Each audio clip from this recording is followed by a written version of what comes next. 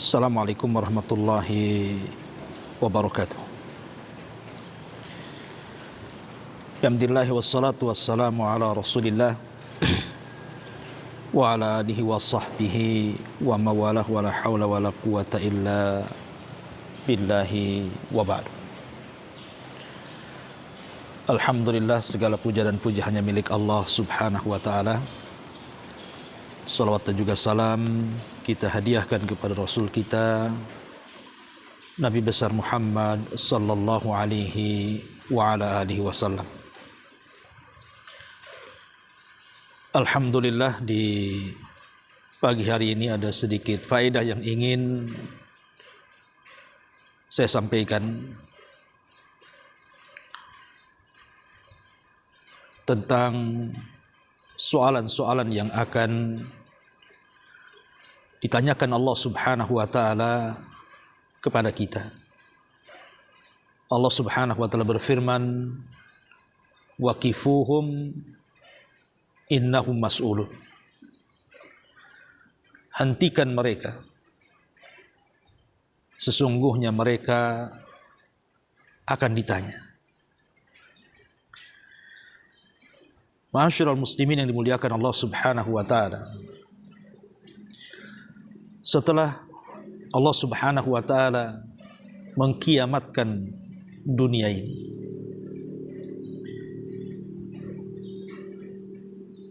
maka manusia akan dibangkitkan oleh Allah subhanahu wa ta'ala setelah kematian mereka.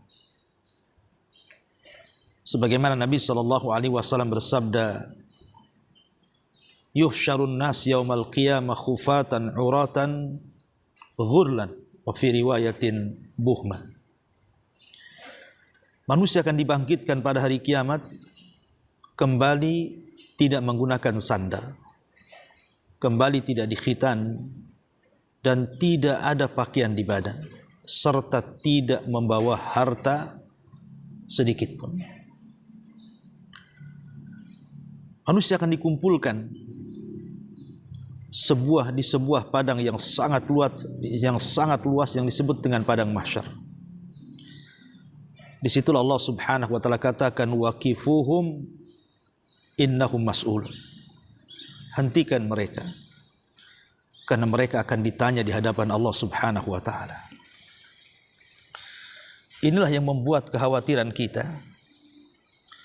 Bagaimana kalau seandainya ketika Allah subhanahu wa ta'ala bertanya kepada kita tentang segala sesuatu yang sudah kita lakukan di dunia, tiba-tiba kita tidak sanggup menjawab? Apa yang terjadi? Makanya para ulama salaf ketika membaca ayat ini, waqifuhum innahum mas'ulun, yang Allah katakan dalam surah As-Saffat ayat 24 ini, satu hari Umar bin Khattab radhiyallahu anhu pernah mengadakan tarawih bersama kaum muslimin selama 1 bulan yang diimami oleh Ubay ibn Ka'ab radhiyallahu anhu. Ketika Ubay ibn Ka'ab radhiyallahu anhu menjadi imam salat tarawih, beliau membaca surah As-Saffat ayat 24, waqifuhum innahum mas'ulun. Hentikan mereka, mereka akan ditanya. Tiba-tiba salah seorang sahabat yang salat di belakang Ubay bin Ka'ab tiba-tiba pingsan. Kemudian para sahabat pun setelah tarawih mengangkat sahabat ini, membawa pulang ke rumahnya. Tiba-tiba ruhnya sudah tidak ada. Ketakutan karena memikirkan bagaimana jawaban dari pertanyaan yang akan ditanyakan Allah kepada kita. Dan itu juga terjadi kepada Ali bin Fudail Ibn Iyad rahimahullahu ta'ala. Ketika dia salat malam, kemudian dia membaca waqifuhum innahum mas'ulun, hentikan mereka, mereka akan ditanya. Maka dia pun terjatuh pingsan, kemudian meninggal dunia. Subhanallah, bagaimana ketakutan para ulama salaf dengan ayat ini. Bahkan Umar ibn Abdul Aziz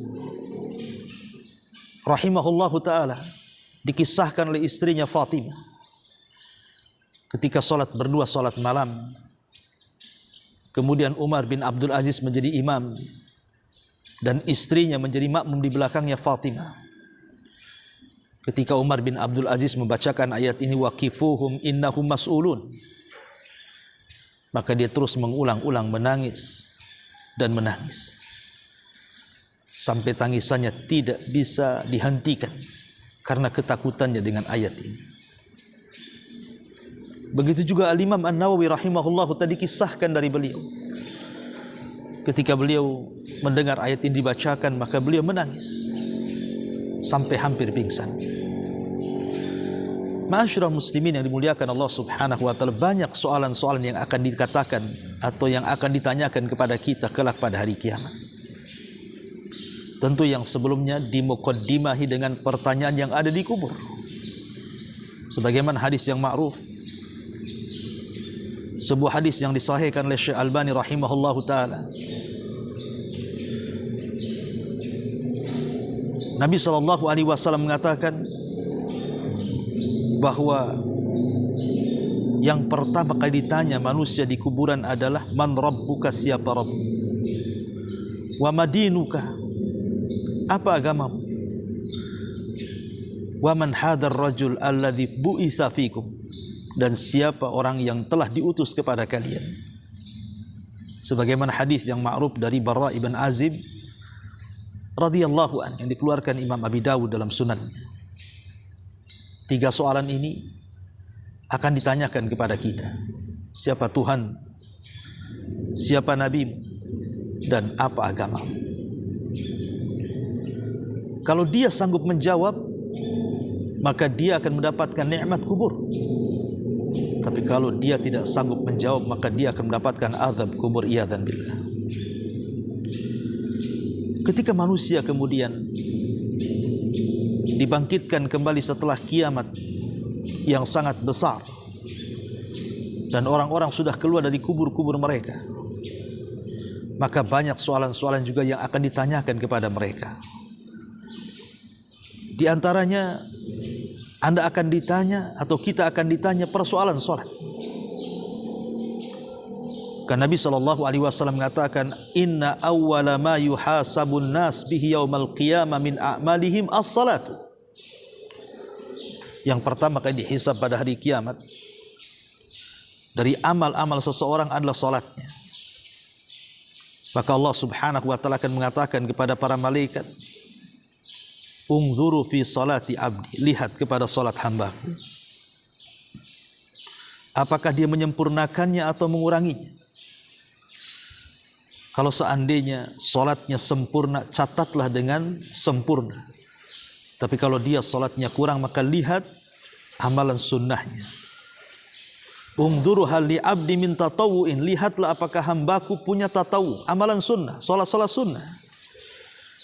Fa in kana lahu tatawu, kalau dia punya salat sunnah, maka sempurnakan kepada hambaku, gabungkan dengan kewajibannya. Ini yang pertama. Oleh karena itulah maka salat kita akan ditanya. Kalau orang yang salat saja akan ditanya apakah dia sempurna atau tidaknya. Kalau sempurna dicatat sempurna, kalau kurang lihat pula salat sunnahnya.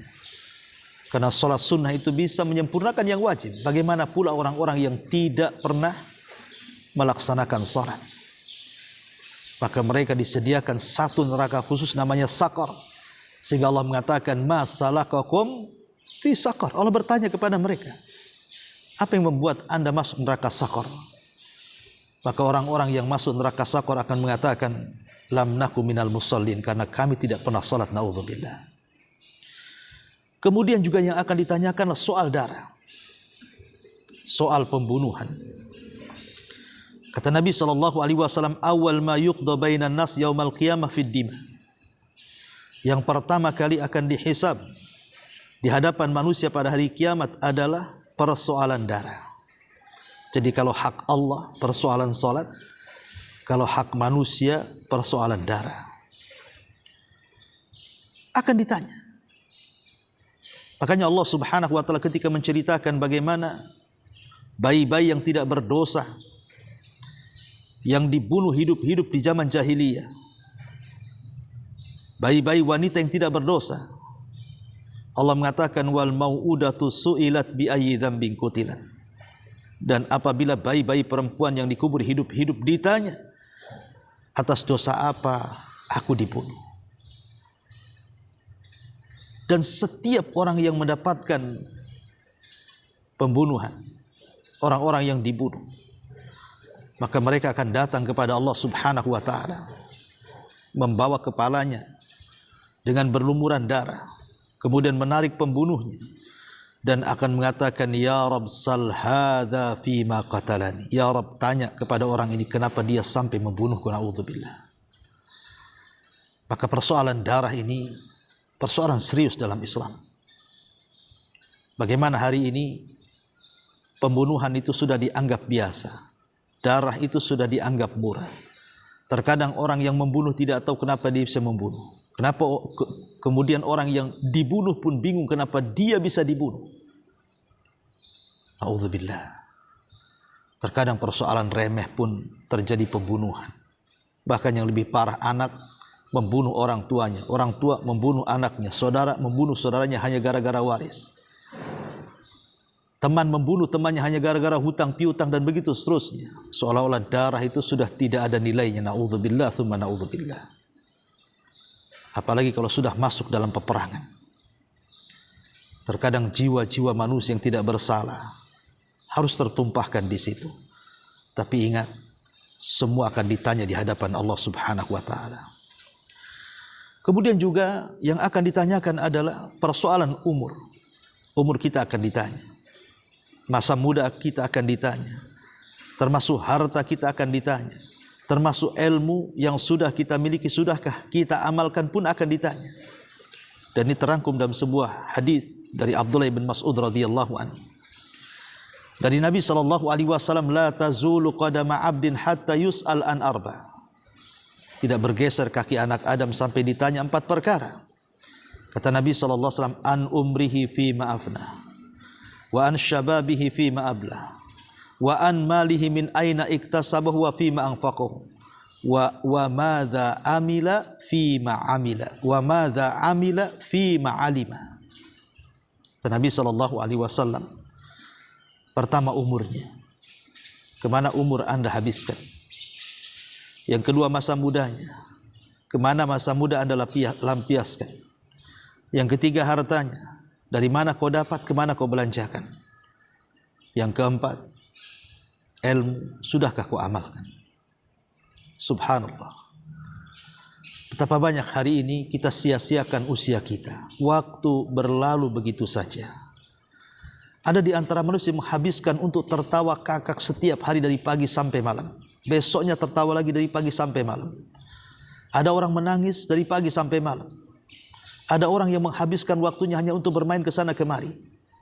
Semua akan ditanya. Tapi ada sebagian manusia yang mereka menghabiskan waktu-waktunya untuk beribadah kepada Allah Azza wa Jalla. Semua ada balasannya di hadapan Allah Subhanahu wa ta'ala. Ingat, waktu ini sangat berharga. Sehingga Al-Quran selalu menjadikan sumpah dalam Al-Quran itu dengan waktu. Karena kita berjalan dengan waktu. Dan setiap nafas yang kita hentakkan itu semua ada pertanyaannya di hadapan Allah Subhanahu wa ta'ala. Kemanakan usia kita habiskan? Makanya ketika penduduk neraka, mereka berteriak-teriak dan mengatakan, wahum yastarihuna fiha. Mereka berteriak-teriak di neraka dan mereka mengatakan, akhrijna na'mal salihan, akhrijna minha na'mal salihan ghairal ladzi kunna na'mal. Ya Allah, keluarkan kami. Kami berjanji akan beramal. Kalau kami dikeluarkan ke dunia, kami akan beramal kembali yang dulu pernah kami tinggalkan dari amalan-amalan itu. Tapi Allah Subhanahu wa ta'ala katakan apa? Awalam nu'ammirkum ma yatadzakkaru fihi man tadzakkar. Bukankah dulu kami sudah berikan usia panjang kepadamu? Kemanakan usia itu? Maka ini akan ditanya. Termasuk masa muda. Karena masa muda ini menentukan masa tua. Kalau orang sudah diberikan taufik di masa muda, insya Allah dia akan diberikan taufik di masa tua. Kalau dia tidak diberikan taufik di masa muda, terkadang susah untuk mendapatkan taufik di masa tua. Walaupun tak jarang ada juga yang akhirnya Allah berikan kesadaran setelah dia tua. Tapi ingat, Nabi SAW mengatakan bahwa al-a'mal bi khawatimiha. Amal itu ditentukan akhirnya. Tapi akhir itu juga terkadang ditentukan awal dan tengahnya. Ma'asyiral muslimin yang dimuliakan Allah Subhanahu wa ta'ala, termasuk juga harta. Dari mana kau dapat, kemana kau belanjakan? Ada orang yang mencari harta dengan cara halal, tapi dibelanjakan ke yang haram. Maka dia selamat dari pertanyaan yang pertama, tapi tidak selamat dari pertanyaan yang kedua. Dari mana kau dapat, dia selamat. Kemana kau belanjakan, dia tidak akan selamat. Ada juga orang yang mencari harta dengan cara haram, tapi dibelanjakan kepada yang halal. Boleh jadi pertanyaan yang pertama Anda tidak akan selamat, tapi pertanyaan yang kedua akan Anda selamat. Tapi ada yang dua-duanya tidak selamat. Ada orang yang mencari harta dengan cara haram, dibelanjakan pun kepada yang haram. Maka Anda tidak akan selamat dari dua soalan, dari mana dan kemana. Tentu yang paling selamat adalah yang keempat. Dia mencari dengan cara halal dan dibelanjakan ke yang halal. Dan yang terakhir soal ilmu, sudahkah kita amalkan? Ma'asyiral muslimin yang dimuliakan Allah Subhanahu wa ta'ala, termasuk yang akan ditanya adalah kita akan ditanya soal Nabi, soal utusan. Sebagaimana Allah mengatakan dalam surah Al-Qasas ayat 65, "Madza ajabtumul mursalin?" Apa yang sudah kalian ijabah, penuhi dari panggilan para utusan itu? Karena Allah Subhanahu wa ta'ala juga mengatakan dalam surah Al-A'raf ayat 6-nya, "Falanas'alannal ladzina ursila ilaihim wa lanas'alannal mursalin." Dan kami akan tanya kepada orang-orang yang diutus kepada mereka, dan kami juga akan bertanya kepada para utusannya. Kita akan ditanya. Ketika Nabi SAW diutus kepada kita, sudahkah kita melakukan sunnah-sunnahnya, menjalankan perintah-perintahnya, menjauhi larangan-larangannya, tidak berbuat bid'ah, dan begitu seterusnya. Kita akan ditanya, sebagaimana para rasul juga akan ditanya apakah sudah menyampaikan risalahnya atau tidak.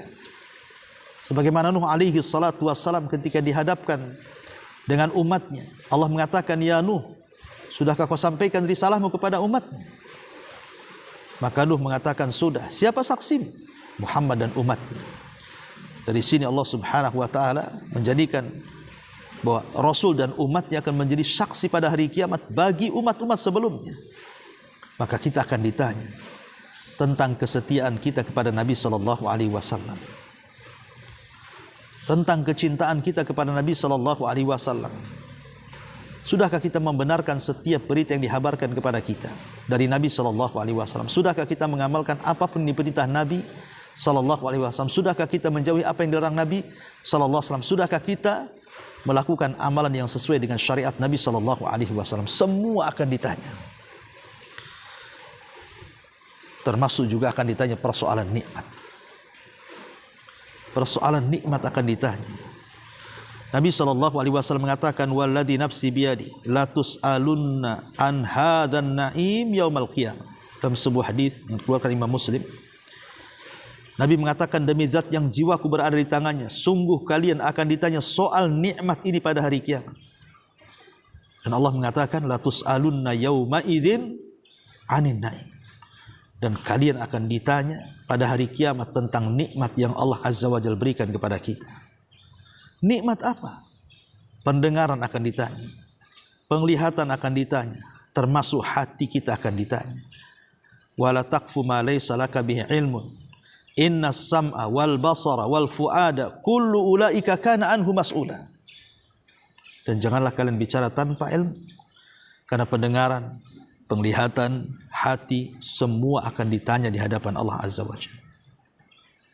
Semua akan ditanya. Karena ini wasilah-wasilah ilmu.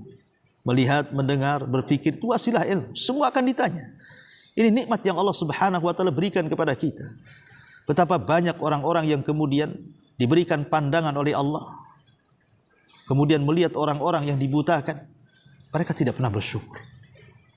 Padahal pandangan nikmat dari Allah. Berapa banyak orang buta ingin melihat. Betapa banyak orang-orang yang mendengar ketika melihat orang tuli tidak bersyukur. Padahal kalau dia tuli, dia baru terasa betapa indah dan nikmatnya bisa mendengar. Jangankan lagi orang tuli. Orang mendengar ketika ada masalah dengan telinganya saja, tersiksa dia. Bagaimana kalau sampai tuli? Ataupun hati, akal dan pikiran. Ini semua akan ditanya di hadapan Allah Azza wa Jalla. Maka gunakanlah mata kita kepada yang baik, yang halal, telinga kita dan pikiran kita, supaya kita selamat dari pertanyaan-pertanyaan itu. Ma'asyiral muslimin yang dimuliakan Allah Subhanahu wa taala, termasuk juga kita akan ditanya ketika kita diam saat melihat kemungkaran. Nabi sallallahu alaihi wasallam mengatakan, "Innallaha la yas'alul 'abda yaumal qiyamah hatta yaqul ma mana'aka idza ra'aital munkar an tunkirah." Kata Nabi sallallahu alaihi wasallam, Allah Subhanahu wa taala akan memanggil hambanya pada hari kiamat dan mengatakan, apa yang mencegahmu untuk diam dari kemungkaran? Ingat, man ra'a minkum mungkaran falyughayyir biyadi. Fa illam tastati fa bilisani, fa illam tastati fa biqalbi wa dzalika adaful iman. Kalau kalian melihat kemungkaran, cegah dengan tangan, kekuasaan kalau mampu.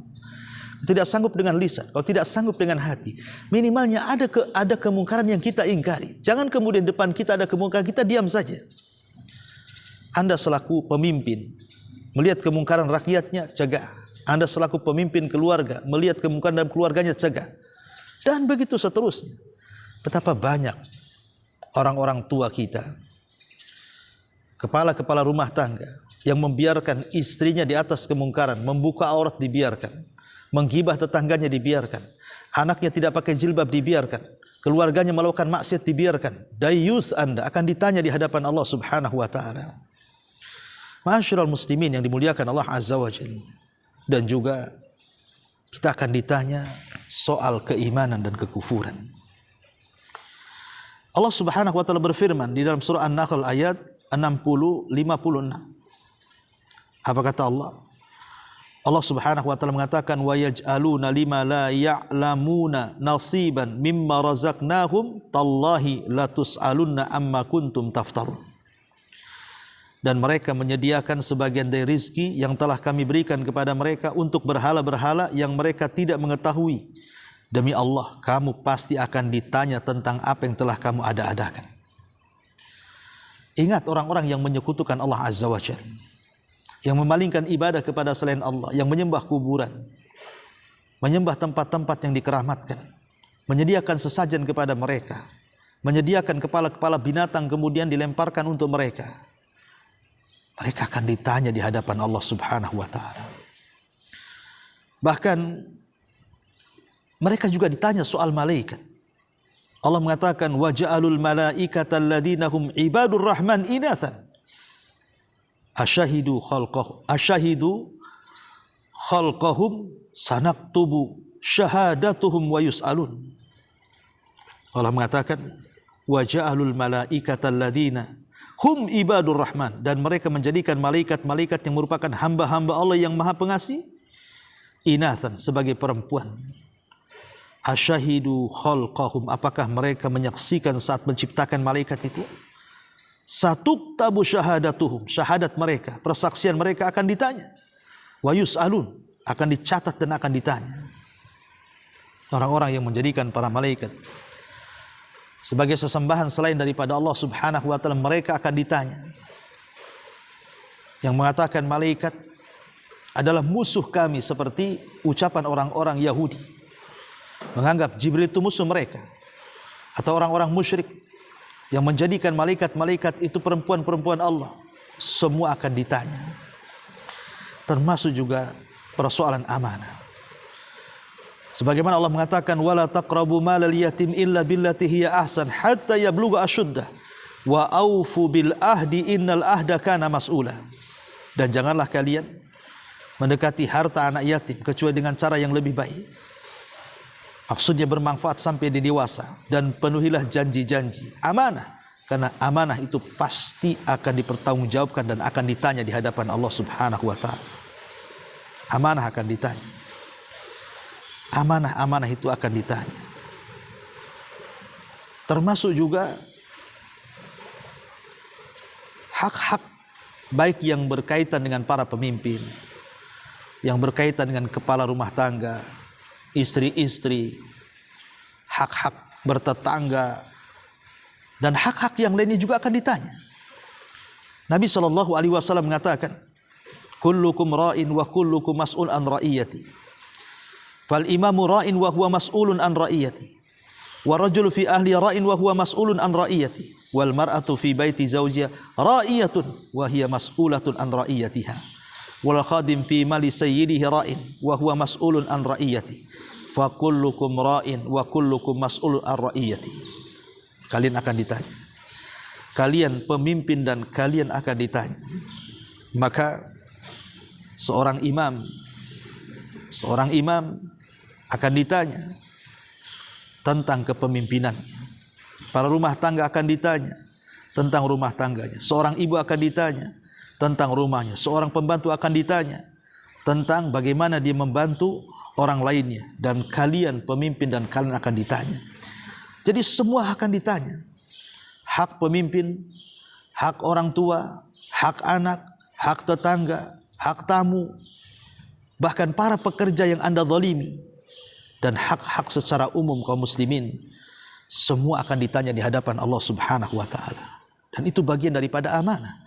Semua akan ditanya di hadapan Allah Subhanahu wa taala. Bahkan semua amalan yang tampak, yang tersembunyi, yang diucap dalam hati, yang diucap dalam lisan, yang diamalkan baik sembunyi-sembunyi, yang diamalkan baik terang-terangan, gerakan-gerakan kita, isyarat-isyarat kita, kemudian tingkah laku kita, akhlak kita, semua akan ditanya di hadapan Allah Subhanahu wa taala. Wala tus'alunna amma kuntum ta'malun. Sungguh kalian akan ditanya apa yang kalian kerjakan. Dan Allah mengatakan, fa wa rabbika lanas'alannahum ajmain amma kanu ya'malun. Dan sungguh kami akan bertanya kepada mereka semuanya terhadap apa yang mereka sudah lakukan di dunia. Semua akan ditanya. Ma'asyiral muslimin yang dimuliakan Allah Azza wa Jalla, kalau sudah tahu kita akan ditanya, lalu apa yang akan kita persiapkan dari jawaban-jawaban itu? Apa yang akan kita siapkan dari jawaban-jawaban yang kelak akan datang? Pertanyaan-pertanyaan itu langsung dari Allah Subhanahu wa taala kepada kita.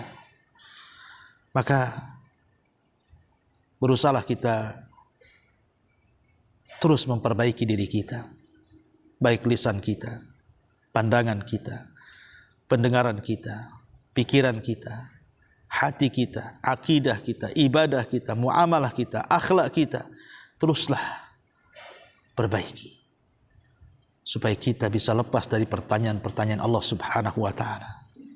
Karena jawaban itu menentukan keselamatan dan tidaknya kita pada hari kiamat. Inilah dari 18 poin yang akan ditanyakan oleh Allah Subhanahu wa taala kepada kita pada hari kiamat. Mudah-mudahan ada manfaatnya. Subhanakallah bihamdika asyhadu an la ilaha illa anta astaghfiruka wa atubu ilaik. Allahu ta'ala alam. Assalamualaikum warahmatullahi